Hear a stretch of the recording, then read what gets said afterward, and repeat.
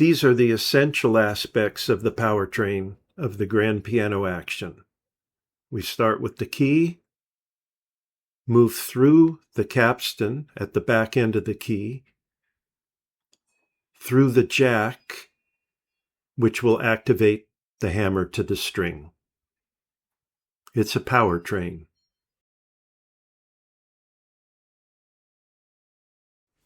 The points of contact are, of course, the key, which gives the pianist the touch and feel, transferred through to the back end of the key where the capstan is, lifting up the whippen, and the jack, moving towards the knuckle, and eventually the hammer reaching the string.